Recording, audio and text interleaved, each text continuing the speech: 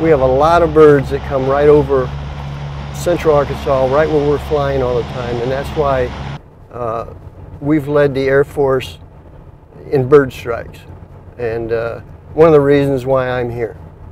When I first got here, the bird strike rate was about 17 bird strikes per 1,000 hours of flying. Now we're down to less than 10. BASH is an overall program that kind of tie in a lot of base agencies from the flying side as well as the wildlife side for like Mr. Hunt that takes care of that here for us at Little Rock, and also the supporting agencies all throughout the base. What BASH really does is it minimizes the threat by analyzing previous migratory patterns and wildlife patterns throughout the base in that specific area to find better ways that we can train and operate around those threats rather than be direct competition with them. We have a three-prong approach here that I developed for wildlife mitigation. Habitat manipulation, harassment, which would include depredation if necessary, and then air crew awareness when they're flying. We also work with Mr. Hunt on ways we can better inform the squadrons. We gather data for him because we are direct flyers.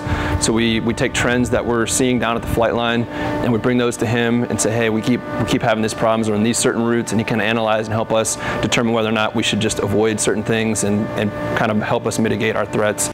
And one of the tools we come up with is this bird strike threat calculator. So we'll use the calculator based on the date range that we're in, the expected weather for tomorrow night, as well as the times that we'll be flying and the altitudes and the routes that we're flying. They answer these 5 questions, and with these 75 algorithms, it spits out to them what the bird strike threat for that mission is at any particular time.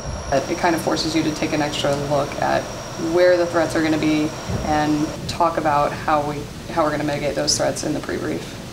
So the threat is aircraft damage is the biggest one, as well as fatalities. So anytime your loss of time in aircraft and training due to a bird strike, that's what we're really trying to minimize, or a wildlife strike for that matter.